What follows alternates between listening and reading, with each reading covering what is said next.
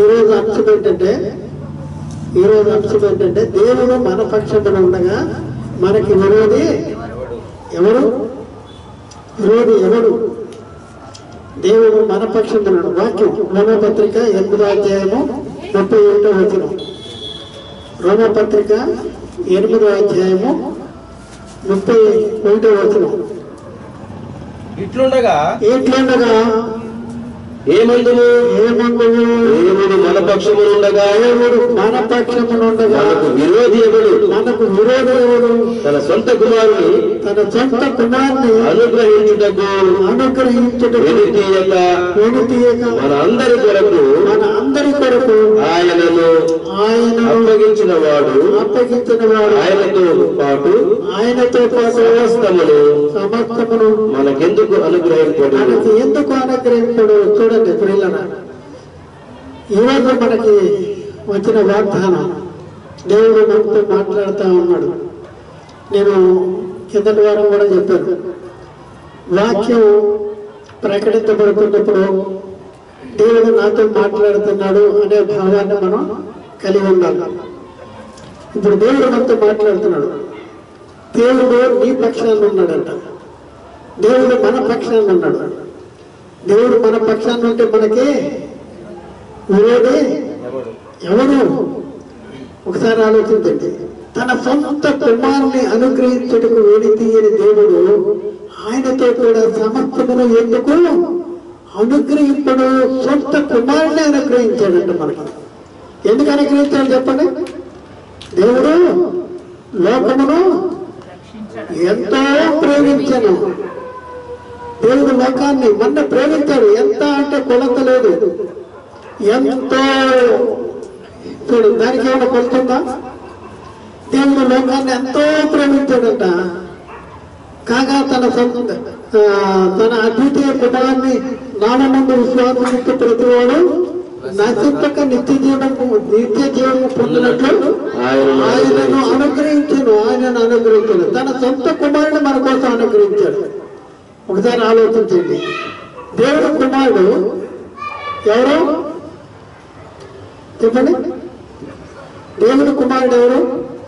మనకు అనుగ్రహించిన ఆ దేవుడు కుమారుడు ఎవరు? యేసుక్రీస్తు గారు. యేసుక్రీస్తు ఈ లోకానికి రాకమునుపు, అంటే దేవుడు మనకు అనుగ్రహించకమునుపు ఈ లోకానికి రాకమునుపు ఎక్కడుండేవాడు చెప్పండి? ఉన్నాడా లేడా? ఈ లోకానికి యేసుక్రీస్తు వారు రాకమునుపు యేసుక్రీస్తు వారు ఎక్కడ ఉన్నాడు? యేసుక్రీస్తు వారు అనేక సమయాల్లో చెప్తా ఉన్నాడు, నేను ఎక్కడి నుంచి వచ్చాను? నేను పరలోకం నుండి దిగి వచ్చాను. నేను తండ్రి వద్ద నుండి వచ్చాను. తండ్రి పంపగా వచ్చాను. నా అంతటి నేనే వచ్చి ఉండలేదు అంటాడు. కాబట్టి ప్రియులారా, ఒకసారి ఆలోచించండి. దేవుడు యేసుక్రీస్తు వారిని తన సొంత కుమారుని మనకు అనుగ్రహించాడు. మనకు అనుగ్రహించిన ఆ సొంత కుమారుడు ఈ లోకానికి రాకమునుపు ఎక్కడ ఉన్నాడు? ఎలాంటి మహిమలో ఉన్నాడు? ఎలాంటి మహిమలో ఉన్న యేసుక్రీస్తుని మరి ఈ లోకానికి మన కోసము పంపించాడు. ఒకసారి ఆలోచిస్తే, ఆయన తండ్రి దగ్గర ఉన్నప్పుడు ఆయన దేవుని స్వరూపము కలబడండి, దేవునితో సమానముగా ఉండేట్టు విడిచిపెట్టకూడని భాగ్యమని ఎంచుకోలేదు. కానీ తనను తాను రీతులుగా, అంటే మన దాసుడు స్వరూపము ధరించుకుని మనిషిని పోలికలో ఈ లోకానికి వచ్చాడట. మనిషిని పోలికలో ఈ లోకానికి వచ్చాడు. ఫిలిప్పీ పత్రిక 2వ అధ్యాయంలో 5వ వచనం కానించి మనం చదివితే, క్రీస్తు యేసునకు కలిగిన ఈ మనస్సును మీరును కలిగి ఉండి ఆయన దేవుని స్వరూపము కలిగిన వాడై ఉండి దేవునితో సమానముగా ఉండుట విడిచిపెట్టకూడని భాగ్యమని ఎంచుకొనలేదు గాని మనుషుల పోలికలో పుట్టి దాసుని స్వరూపమును ధరించుకొని తను తాను రీతునిగా చేసుకున్నాడు.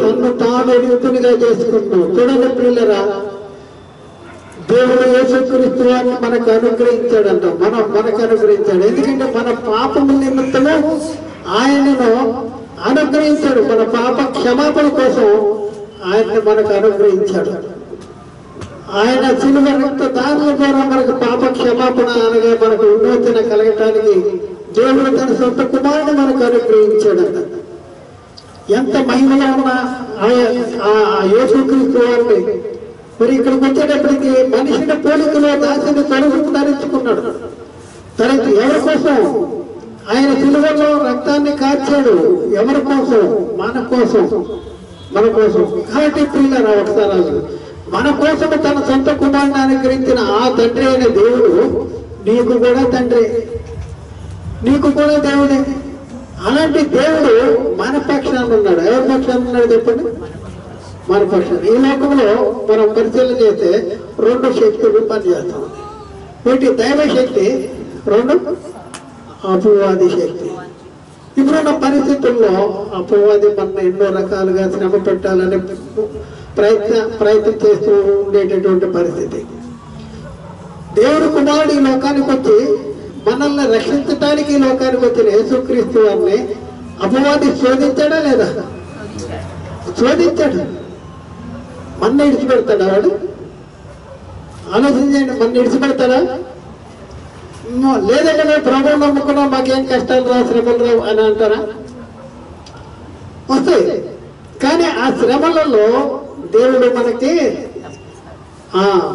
శ్రమలను తప్పిస్తాడు, శ్రమల్ని ఓర్చుకునేలాగా చేస్తాడు, శ్రమల్లో మనకు విజయాన్ని ఇస్తాడు. చూడండి, ఈ లోకంలో ఎన్నో రకాలైనటువంటి శ్రమలు, శోధనలు, బలహీనతలు, అపజయాలు ఎన్నో వస్తూ ఉంటాయి మనకి. అన్నింటిలో కూడా మనకు విజయాన్ని ఇచ్చేటటువంటి దేవుడే, మనకు తోడుగా ఉన్నటువంటి దేవుడు. మనకు వచ్చినంత ప్రియులారా, రోమపత్రికలో 8వ అధ్యాయము 35 నుంచి 39 వచ్చిన చూద్దాం. 8వ అధ్యాయం 35. క్రీస్తు ప్రేమ నుండి మనలను ఎడబాపు వాడెవడు. చూడండి, చాలా జాగ్రత్తగా ఆలోచించేది. వాక్యం చదివేటప్పుడు అర్థం చేసుకోవడానికి ప్రయత్నం చేయండి. క్రీస్తు ప్రేమ నుండి మనలను ఎడబాపు వాడేవాడు. మనం ఎవరైనా ప్రేమ కలిగి ఉన్నాం? క్రీస్తు ఎందుకు ప్రేమ కలిగి ఉన్నాం? ఆ క్రీస్తు నా కోసం సిలువేయబడ్డాడు, ఆ క్రీస్తు నా కోసం బలియాగం కావించాడు అనేసి మనం యేసుక్రీస్తు వారిని నమ్ముకుంటున్నాం. యేసుక్రీస్తు వారిని ఏమని నమ్ముకుంటున్నాం? ఆయన దేవుని కుమారుడు, ఆయన రక్షకుడు, ఆయన నా కోసము మరి తండ్రి పంపగా నా కోసం ఈ లోకానికి వచ్చాడు. తండ్రి దేవుడు పంపగా నా కోసం ఈ లోకానికి వచ్చాడు. వచ్చిన యేసుక్రీస్తు వారు నా కోసం సిలువలో బలి అయిపోయాడు. అందుకని ఇక్కడ చెప్తున్నాడు, క్రీస్తు ప్రేమ నుండి మనలను ఎడబాపు వాడెవడు. శ్రమయైనను హింసైనను కరువైనను వస్త్రహీనతయైనను ఉపద్రవమైనను ఖడ్గమైనను మనలను ఎడబాపున గూర్చి వ్రాయబడినది ఏమనగా. చాలండి, చూడండి, మనల్ని ఎడబాపున అంటాడు. ఎవరి నుంచి ఎడబాపుద్ది? క్రీస్తు ప్రేమ నుండి మనల్ని ఎడబాపేది ఎవరు? ఒకసారి ఆలోచించండి. ఎంత దేవుని యొక్క ప్రేమ ప్రత్యక్షత యేసుక్రీస్తు లోకానికి వచ్చి దేవుని ప్రేమను మనకి కనపరిచాడు. తాను బలిగా అర్పణగా అర్పించుకున్నాడు. మనకి విమోచన, పాప క్షమాపణ, రక్షణ, నిత్య జీవాన్ని సిద్ధపరిచాడు. కాబట్టి ఈ లోకం మనం క్రీస్తుని నమ్ముకుంటే శ్రమలు రావా అంటే శ్రమలు వస్తాయి. యేసుక్రీస్తుకే శ్రమ. సాతాను శోధించాడు, మన శోధిస్తాడు. అయితే ఈ శోధన అన్నింటి వచ్చి 37వ వచనం, ఆయనను మనలను ప్రేమించిన వాని ద్వారా మనము వీటన్నిటిలో అత్యధిక విజయం పొందుకున్నాము. మరణమైనను జీవమైనను దేవదూతలైనను ప్రధానులైనను ఉన్నవి అయినను రాబోయైనను అధికారులైనను ఎత్తైనను లోతైనను సృష్టింపబడిన మరి ఏదైనను మన ప్రభువైన క్రీస్తు యేసునందలి దేవుని ప్రేమ నుండి మనలను ఎడబాప నేరమని రూఢిగా నమ్ముచున్నాను. చూడండి, ఏది మనల్ని ఎడబాపుద్ది? శ్రమ, హింస, ఉపద్రవం, ఏది మనల్ని ఎడబాపుద్ది? ఒకసారి ఆలోచించండి, ఏది మనల్ని ఎడబాపుద్ది? ఎట్లా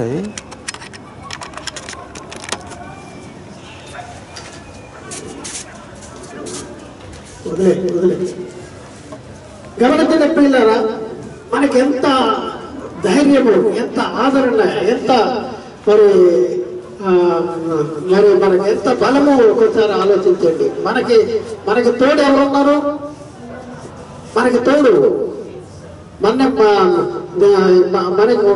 మన విషయంలో ఆలోచించే వాళ్ళు ఎవరు ఉన్నారు? దేవుడు మన పక్షాన్ని ఉన్నాడు, నడిపిస్తాడు నా దేవుడు. పాట ఎంతో మంచి పాట పాడారు. మన దేవుడు నడిపిస్తాడు. ఎందులో? శ్రమలోనైనా నన్ను విడువని దేవుడు, నిన్ను విడువడు ఎడబాయని అంటాడు. ఒకసారి ఆలోచించండి, ఎంత పరిస్థితుల్లో కూడా మరణమైన చనిపోతే, ప్రభు నమ్ముకుని చనిపోవాలనుకోండి, చనిపోతే దేవునికి మనకి దూరం అయిపోతామా? దూరం. ఎందుకంటే యేసుక్రీస్తు ఎందుకు చనిపోయి తిరిగి లేచాడు? మొదటి తెస్సలోనిక పత్రిక 5వ అధ్యాయం 10వ వచనం. మొదటి తెస్సలోనిక పత్రిక 5వ అధ్యాయం 10వ వచనం. మనము మేలుకొని ఉన్నను, నిద్రపోతున్నను, తనతో కూడా జీవించు నిమిత్తము ఆయన మన కొరకు మృతి పొందెను. చూడండి, ఆయన మన కొరకు మృతి పొందెను. మనము మేలుకొని ఉన్నను, నిద్రపోయినను, తనతో కూడా జీవించు నిమిత్తము. మనం మేలుకొని ఉన్నా, నిద్రపోయినా, తనతో కూడా జీవించు నిమిత్తము ఆయన మన కొరకు మృతి పొంది. ఇక్కడ ఏంటి? మేలుకొని ఉన్నానంటే జీవించే, మేలుకుంటూ ఉంటే బతుకున్నా, నిద్రపోతున్నానంటే చనిపోయినా కూడా ఆయనతో కూడా ఉండడం కోసం ఆయన మన కోసం మృతి పొంది తిరిగి లేచాడు. కాబట్టి మనకి ఒకసారి ఆలోచించండి, మన పక్షాన్ని ఎవరున్నారు? దేవుడు ఉన్నాడు. దేవుడు మన పక్షము నుండిగా మనకు విరోధి ఎవరు? చాలా మంది క్రీస్తు నమ్ముకుంటే శ్రమలు రావు అనేసి భావిస్తూ ఉంటారు. శ్రమలు వస్తే రావాలి. క్రీస్తు యేసునందు సత్యత్వంతో బ్రతకను ఉద్దేశించిన వారందరికీ ఏమవుతాయంట? హింస పొందుతారు. ఉందా బైబిల్లో మాట? మనం ఎప్పుడైతే కరెక్ట్ గా జీవించాలనుకుంటామో అప్పుడే శోధన వస్తూ ఉంటుంది. గమనించండి, ఎక్కడంటే అపోస్తలుడైన పౌలు తిమోతికి రాసిన 2వ పత్రిక 3వ అధ్యాయము 12వ వచనం. 2 తిమోతికి రాసిన 2వ పత్రిక 3వ అధ్యాయం 12వ వచనం. క్రీస్తు యేసునందు సద్భక్తితో బ్రతకను ఉద్దేశించిన వారందరూ హింస పొందుదురు. సద్భక్తితో బ్రతకను ఉద్దేశించిన వారికి ఏమొస్తుందంట? హింస వస్తుంది. హింస, కరువైన హింస అయినను, ఉపద్రవమైనను, అట్టిది మరి ఏదైనాను మన ప్రభు అయిన యేసుక్రీస్తునందలి దేవుని ప్రేమ నుండి నన్ను ఎడబాపలేదు, మనల్ని ఎడబాపదు. శ్రమ రాదనేది వస్తుంది. ఆయనను వీటన్నింటి నుండి మనకి అత్యధికమైన విజయాన్ని అనుగ్రహించిన దేవుడికి స్తోత్రములు అంటాడు. చూడండి, ఎంత గంభీరమైనటువంటి సత్యాన్ని ఒకసారి ఆలోచించేది. ఇంకా మరొక మాట ఏంటంటే, దేవుని ప్రేమించు వారికి అనగా తన సంకల్పము చొప్పున పిలువబడిన వారికి మేలు కలుగుడిగా సమస్తము సమకూడి జరుగుతున్నవి మేలు కోసమే. ఏమైనా శ్రమలు వస్తున్నాయి అనుకోండి, మేలు కోసమే. శోధన రోమపత్రిక 8:28 వచనం. రోమపత్రిక 8:28. దేవుని ప్రేమించు వారికి, ఎవరికంట దేవుని ప్రేమించు వారికి అనగా ఆయన సంకల్పము చొప్పున పిలువబడిన వారికి, ఆయన సంకల్పము చొప్పున పిలువబడిన వారికి మేలు కలుగుటకై సమస్తములు సమకూడి జరుగుతున్నవని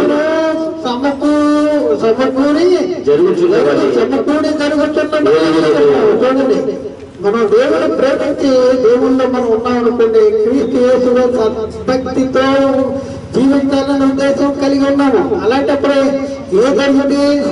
ఏం జరుగుతుందంటే హింస జరుగుతుంది. అయినా కూడా అన్నిట్లో కూడా మనకు విజయము వస్తుంది, విజయం కలుగుతుందంట. వేగం కలుగుడిగా ఇవన్నీ కూడా జరుగుతూ ఉంటాయి. ఏదైనా శ్రమ వచ్చింది అనుకుంటే శ్రమల్లో ఏంటి మేలు కలిగేటటువంటి పరిస్థితి.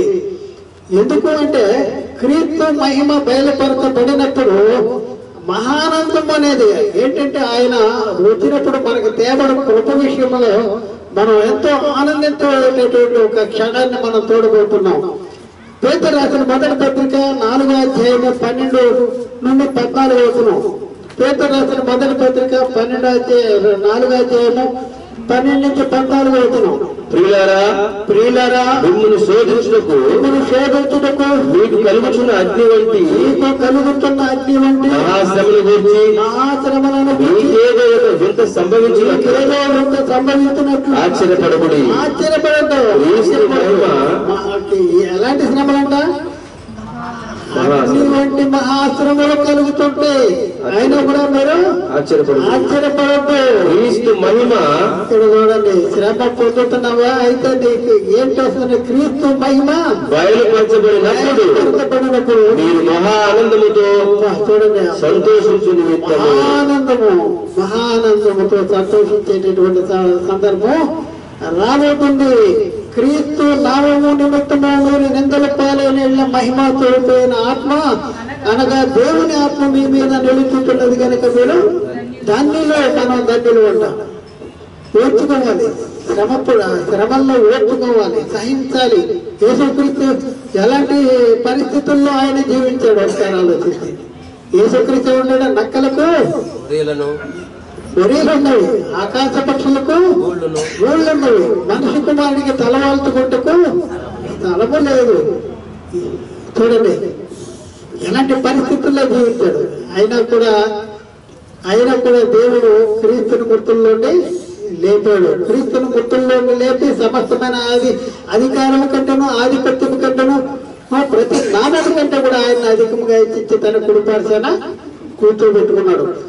రేపటిన మన జీవితంలో కూడా క్రీస్తు మహిమ బయలుపరచబడేటప్పుడు మనం పొందుకునే ఆనందం గొప్ప ఆనందం అనేది ఉంటుంది అనేసి చెప్తా ఉన్నాడు. రోమపత్రిక 8:18 మన ఏడల ప్రత్యక్షము కాదు మహిమ ఎదుట ఇప్పటి కాలం శ్రమలు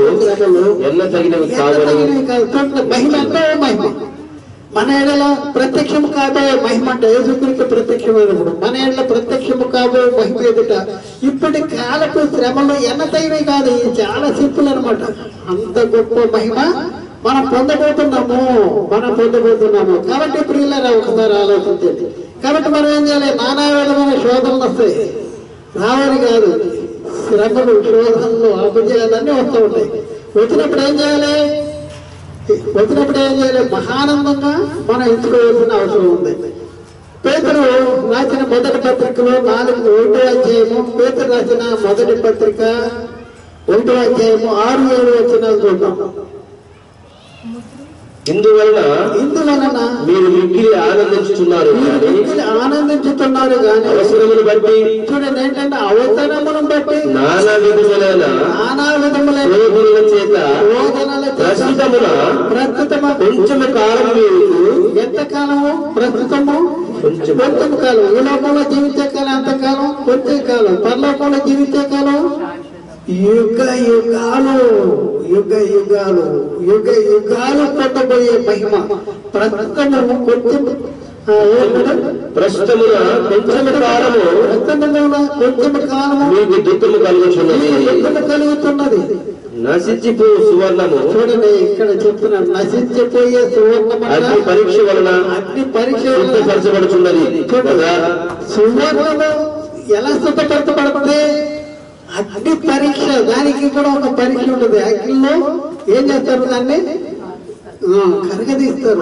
కరగదీసినప్పుడు అందులో ఉన్నటువంటి మైలంతా బయటికి వచ్చేసి శుద్ధపరచబడుతుంది. దానికంటే దేనికంటే అమూల్యమైనది మీ విశ్వాసము. దానికంటే అమూల్యమైనది నశించిపోయే శోధనల కంటే అమూల్యమైన మీ విశ్వాసము ఈ శోధనల చేత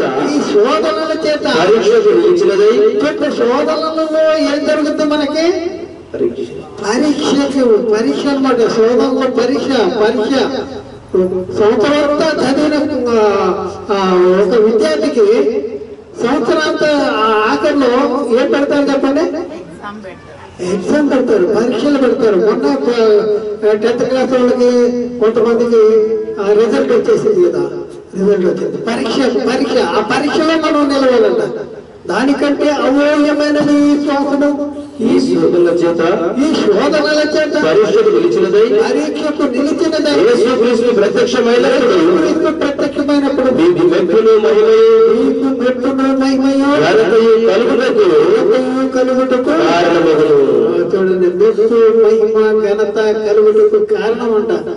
దానికంటే అమూల్యమైన మీ విశ్వాసము. దేనికంటే? సువార్త కంటే అమూల్యమైనటువంటి మన విశ్వాసం. మరి అలాంటి విశ్వాసం మనకు.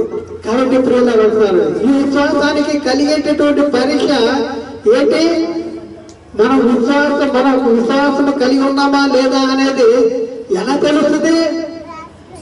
పరీక్ష కావాలి. బాగా చదివాడా లేదా ఎలా తెలుస్తుంది? పరీక్ష పెడతారు.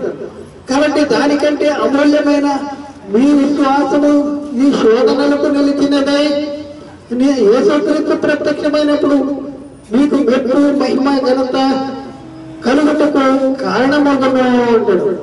అంటే విశ్వాసానికి పరీక్ష దేని వల్ల జరుగుతుందంటే శోధనల చేత. శోధనలు రానివాడు ధన్యుడు అన్నాడా? శోధనలు సహించిన వాడు ధన్యుడు అని బైబిల్ చెప్తుందా? శోధనలు రానివాడు ధన్యుడు కాదు, శోధనలు సహించిన వాడు ధన్యుడు అంటాడు. చూద్దాం ప్రియులారా, యాకోబు రాసిన పత్రిక 2వ అధ్యాయము 1-2 వచనాలు. యాకోబు 1వ అధ్యాయము 1-2 వచనాలు. నా సహోదరులారా, మహిమా స్వరూపియగు ప్రభువైన మన యేసుక్రీస్తును గురించిన విశ్వాస విషయంలో మోమాటం గలవారై ఉండకుడి. ఎలాగనగా, నా సహోదరులారా, మీ విశ్వాసం వల్ల కలుగు పరీక్ష ఓర్పును పుట్టించునని ఎరిగి మీరు నానా విధములైన శోధనలో పడినప్పుడు అది మహానందముగా ఎంచుకోండి. నానా విధములైన శోధనలో పడినప్పుడు ఎలా ఎంచుకోవాలంటే అది మహానందం. మా ఇద్దరు దేవుడు నాకే రావాలా ఈ కష్టాలని, ఏసు నమ్మితే కష్టాలని పోతాయి అని చెప్తా ఉన్నారు మనోళ్ళు. ఏసు నమ్మంటే మీకు కష్టాలు పోతాయి, ఏసు నమ్మంటే మీకు అన్ని మంచిగా జరుగుతుంది అంటారు. మంచి జరిగేది పరలోకంలో. ఇక్కడ ఏమవుతాయంట? విశ్వాసానికి కలిగే పరీక్ష శోధనలు వస్తాయి. ఈ శోధనలు వచ్చినప్పుడు వాటిలో మనం నిలిచినప్పుడు మనకేంటంటే నానా విధములైన శోధనలో పడినప్పుడు అది మహానందముగా ఎంచుకొని. ఎందుకు అంటే శ్రమ అనేది శ్రమ పరీక్ష అంట. పరీక్ష అనేది నిరీక్షణ అనేది కలిగిన ఎరిగి శ్రమ లేని అత్యపడదాం అంటాడు. రోమపత్రిక 5వ అధ్యాయము 3-5 వచనాలు. రోమపత్రిక 5వ అధ్యాయము 3-5 వచనాలు. అంతేకాదు శ్రమ ఓర్పు పరీక్షను పరీక్ష నిరీక్షణను కలుగజేయనని ఎరిగి శ్రమలందును అతిశయపడుదుము. ఎందుకనగా ఈ నిరీక్షణ మనను సిగ్గుపరచదు. ఈ నిరీక్షణ మనం సిగ్గుపడదు. ఎందుకంటే శ్రమ ఏంటంటే పరీక్షలో నిరీక్షణ కలుగునని ఎరిగి శ్రమ ఎప్పుడైతే వచ్చిందో పరీక్ష అనేది ఇంకా నిరీక్షణ కలిగి ఇంకా క్రీస్తులో మనం ముందుకు కొనసాగవలసినటువంటి అవసరము ఉంది. కాబట్టి ప్రియులారా, ఒకసారి ఆలోచించండి. యేసు క్రీస్తుని నమ్మకుంటే శ్రమలు వచ్చినాయి, శ్రమలు శోధనలు ఇవన్నీ వస్తాయా రావా అంటే యేసుక్రీస్తు ఏం చెప్పాడు చెప్పండి? నేను మిమ్మల్ని లోకములో నుండి ఏర్పరచుకున్నాను. కాబట్టి లోకము ఏం చేస్తుంది? మీరు లోక సంబంధులైన లోకము తన వారిని స్నేహితును. అయితే మీరు లోక సంబంధులు కారు. నేను మిమ్మల్ని లోకంలో నుండి ఏర్పరచుకున్నాను. అందుచేతనే లోకము మిమ్మను ద్వేషిస్తును. యోహాను సువార్త 15వ అధ్యాయము 19వ వచనంలో ఈ మాట రాయబడింది. యోహాను సువార్త 15వ అధ్యాయం, మీరు లోక సంబంధులైన ఎడల లోకము తన వారిని స్నేహించును. అయితే మీరు లోక సంబంధులు కారు. నేను మిమ్మల్ని లోకము నుండి లోకములో నుండి ఏర్పరచుకున్నాను. అందుచేతనే లోకము మిమ్మల్ని ద్వేషించుచున్నది. కాబట్టి ప్రియులను ఒకసారి ఆలోచించండి. మన దేవుడు మన పక్షాన ఉండగా మనకి విరోధి ఎవరు అంటాడు? ఎవరు? ఎలాంటి శ్రమలు, కష్టాలు, శోధనలు ఎలాంటి వచ్చినా కూడా వాటిలో మనకి అత్యధికమైన విజయాన్ని దేవుడు మనకి ఇస్తానంటున్నాడు. యేసుక్రీస్తు విషయంలో కూడా అంతే. యేసుక్రీస్తు ఎన్నో శ్రమలు, ఎన్నో శోధనలు మరి వచ్చినా కూడా దేవుడు క్రీస్తుని మృతుల్లోండి లేపాడు. అందుకని యేసుక్రీస్తు వారు ఈ లోకంలో జీవించిన కాలంలో యూదులతో, శిష్యులతో చెప్తున్నాడు. యోహాను సువార్త 15వ అధ్యాయం 18వ వచనంలో, 15వ అధ్యాయం 18వ వచనంలో, లోకము మిమ్మల్ని ద్వేషించిన ఎడల మీకంటే ముందుగా ద్వేషించినని మీరు ఎరుగుదురు. మీకంటే ముందుగా నన్నే ద్వేషించింది. ఒక సంగతి జ్ఞాపకం చేసుకోండి అంటున్నాడు. మిమ్మల్ని చంపు ప్రతివాడు తాను దేవునికి సేవ చేస్తున్నాడని అనుకున్న కాలం వచ్చుతున్నది అంటున్నాడు. యోహాను సువార్త 16వ అధ్యాయం 2వ వచనంలో, యోహాను సువార్త 16వ వారు మిమ్మల్ని సమాజ మందిరంలోనికి వెలివేయుదురు. మిమ్మల్ని చంపు ప్రతివాడు వాడు దేవునికి సేవ చేయుచున్నాడని అనుకుని కాలము వస్తుంది అంటున్నాడు. ఒకసారి ఆలోచించండి. మిమ్మల్ని చంపు ప్రతివాడు దేవునికి సేవ చేస్తాడట. ఒకసారి ఆలోచించండి ప్రియులారా, ఒకసారి ఆలోచించండి. యేసుక్రీస్తు దగ్గరికి వచ్చిన తర్వాత మనం నిజంగా సద్భక్తితో బ్రతకని ఉద్దేశించిన పరిస్థితుల్లో ఉంటే మనకి శ్రమలు వస్తూ ఉంటాయి. కానీ ఈ శ్రమలన్నింటిలో కూడా మనకి విజయాన్ని అనుగ్రహిస్తాడు. ఎందుకంటే దేవుడు మన పక్షాన ఉన్నాడు. మన పక్షాన ఉన్న దేవుడు మనకి సహాయం చేస్తూ ఉంటాడు. అందుకనే పౌలు చెప్తున్న మాట ఏంటంటే, ప్రయాసపడినది నేను కాదు, నాకు తోడైన దేవుడు కృపే. పౌలు ఎన్నో రకాల శ్రమలు, పౌలు పడిన శ్రమల గురించి కొరింథీ పత్రికలో రాయబడి ఉన్నాయి. రాయబడినటువంటి ఆ సంగతులన్నింటిని గురించి పౌలు చెప్తా ఉన్నాడు.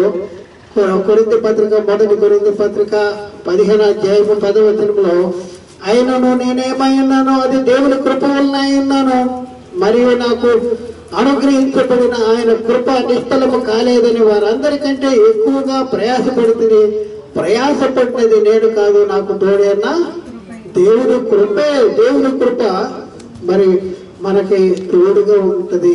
దేవుని కృప ఏం కావాలి చెప్పండి? సమాధానం కావాలి. డబ్బుంటే సమాధానం ఉంటుందా? ఇప్పుడు కోటీశ్వరులు చాలా మంది ఉన్నారు, వాళ్ళకి సమాధానం లేదు. కానీ మనకి సమాధానం ఉంది. ఎందుకంటే మనము జీవించిన, మృతి పొందినా కూడా మరి ఆయనతో కూడా ఉండటం కోసం ఆయన మన కోసం మృతి పొంది తిరిగి లేచాడు. కాబట్టి ప్రియులారా, ఒకసారి ఆలోచన. దేవుడు ఎవరి పక్షాన ఉన్నాడు? మన పక్షాన ఉన్నాడా? గొల్యాత్ ఎంత పెద్దోడు? గొల్యాత్ ఎంత పెద్దోడు? 6 మూళ్ళ అంత పెద్దగా ఉన్న గొల్యాతు మీదకి ఎవరు వెళ్ళారు చెప్పండి?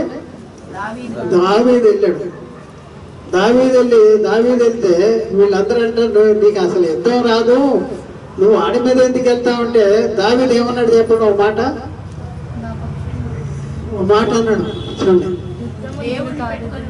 జీవము గల దేవుని సన్నిధిలో సున్నతి లేని ఫిలిష్తీయుడు ఎంత అన్నాడు.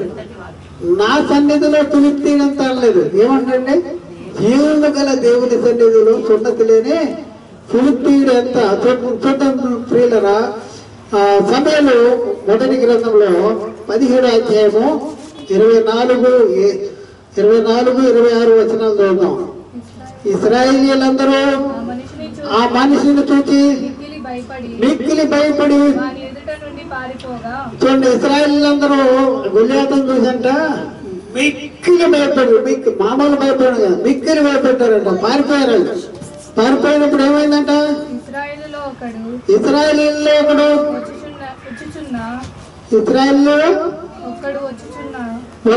వచ్చుతున్నా ఆ మనిషిని చూచితేనే నిజముగా ఇశ్రాయేలీయులను వారు బయలుదేరి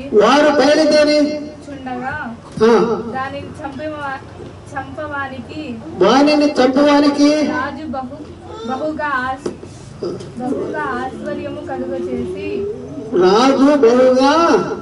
ఐశ్వర్యము కలుగజేసి 26వ వచనం దావీదు ఉన్నాడండి. వీళ్ళందరూ పారిపోతే దావీదు అంటాడు, జీవము గల దేవుని సైన్యములను తిరస్కరించుటకు ఈ సున్నతి లేని ఫిలిష్తీయుడు ఎంతటి వాడు వానిని చంపి ఇశ్రాయేలీయుల నుండి ఈ నింద తొలగించిన వానికి బహుమతి ఏమని తన యొద్ద నిలిచిన వారిని అడుగా. చూడండి ఏమంటే, జీవము గల దేవుని సన్నిధిలో సున్నతి లేని ఫిలిష్తీయుడంత దావీదు నా సన్నిధిలో ఫిలిష్తీయుడంత అంటలేదు. 17వ అధ్యాయము సమయాల గ్రంథము 17 సమయాలు 17వ అధ్యాయం 36వ వచనం, మీ దాసుడైన నేను ఆ సింహమును ఎలుగుబంటిని చంపితేనే జీవము గల దేవుని సైన్యములను తిరస్కరించిన ఈ సున్నతి లేని ఫిలిష్తీయుడు వాటిలో ఒక దాని వలెను. చూడండి ప్రియులారా, ఇప్పుడు ఎవరు గొప్పవాళ్ళు? ఇక్కడ మనం చూస్తే ఫిలిష్తీయుడు ఇక్కడ మనం చూసినప్పుడు దావీదు గెలిచాడా లేకపోతే గొల్లియాతు గెలిచాడా? ఎలా? దావీదు దగ్గర ఏమున్నాయి?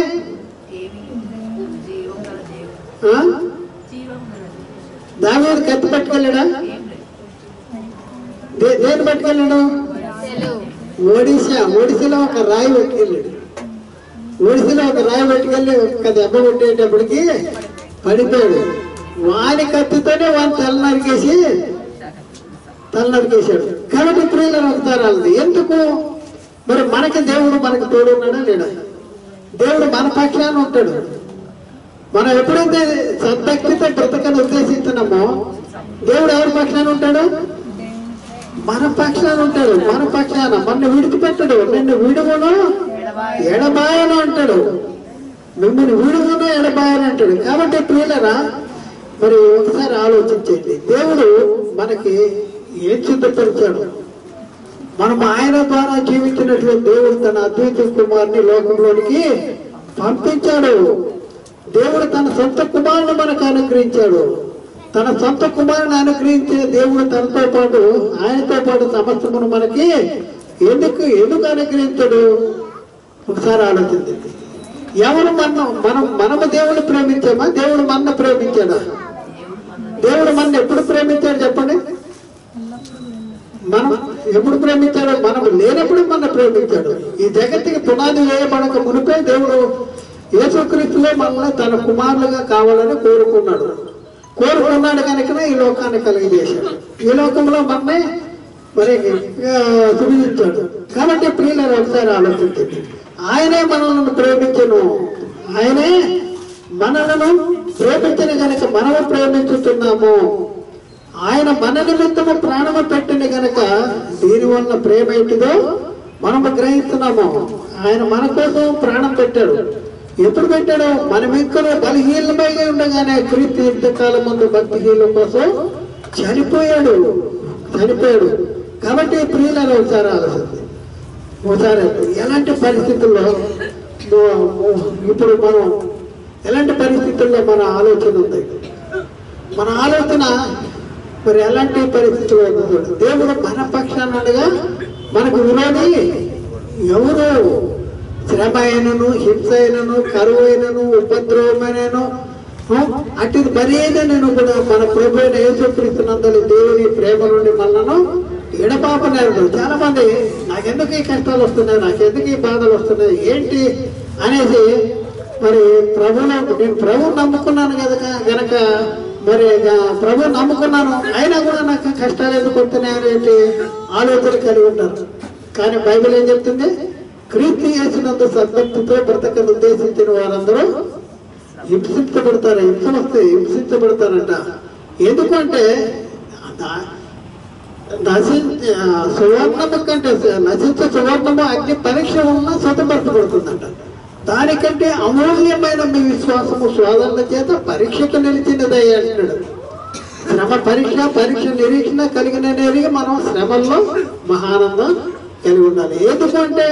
ఎందుకంటే యేసుక్రీస్తు ఇప్పుడు ఈ శ్రమల క్షణకాలపు శ్రమలు, చులకన శ్రమలు, ఈ కొద్ది కాలం అంట రాబో మహిమ ఎదుట ఎన్నతగినవి కాదు.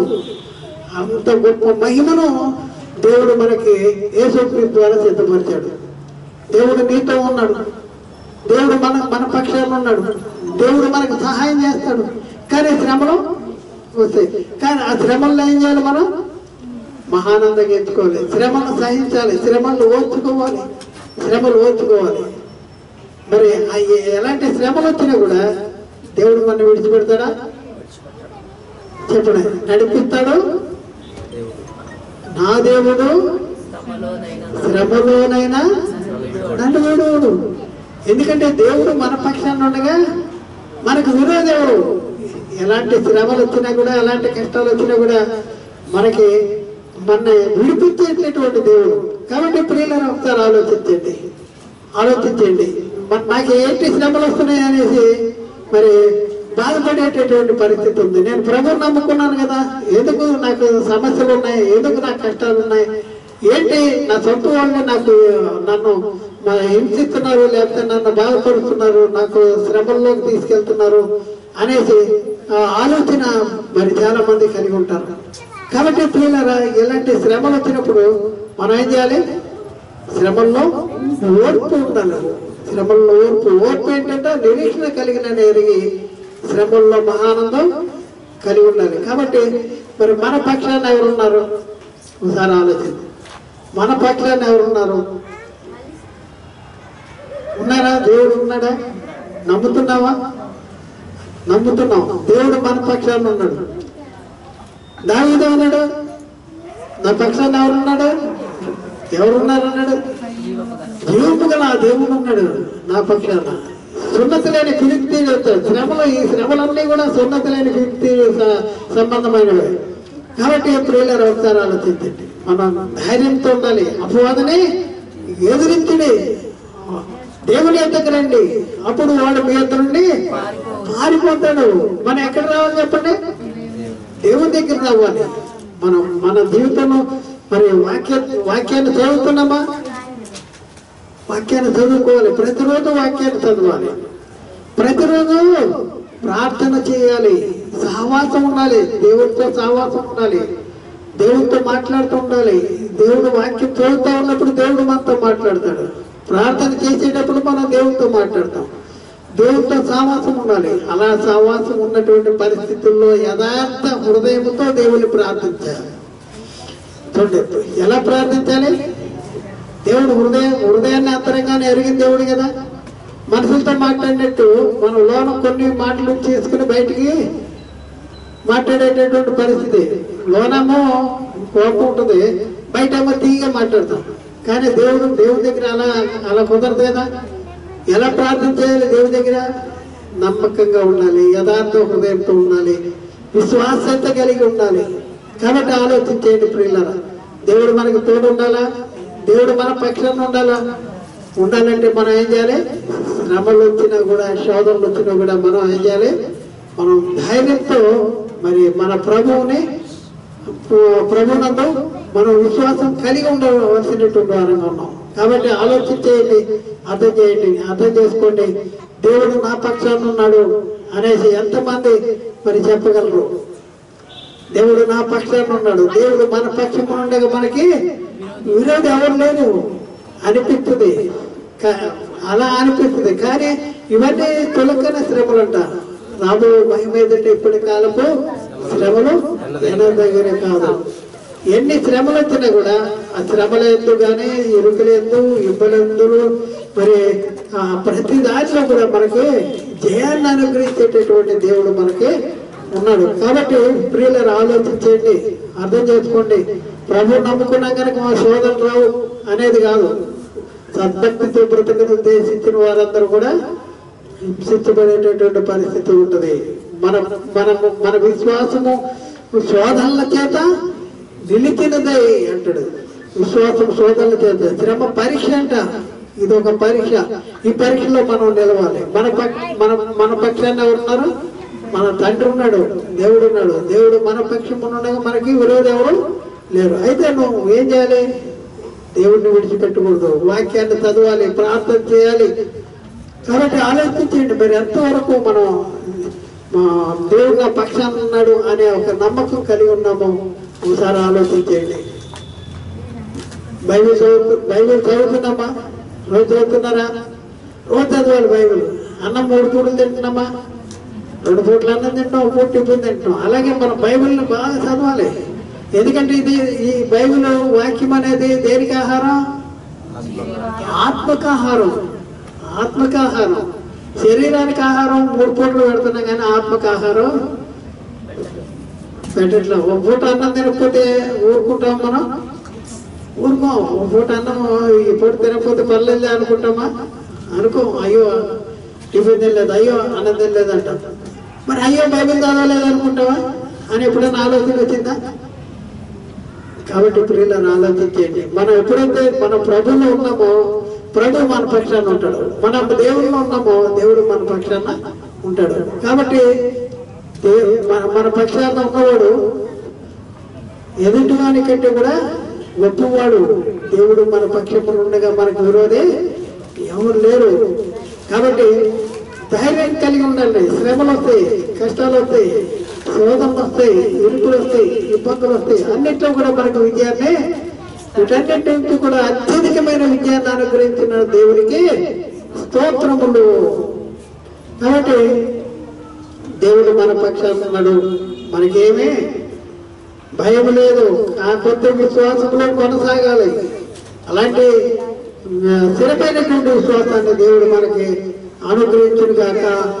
ఆమేన్. అందరికీ వందనాలు. దేవుడికి స్తోత్రాలు.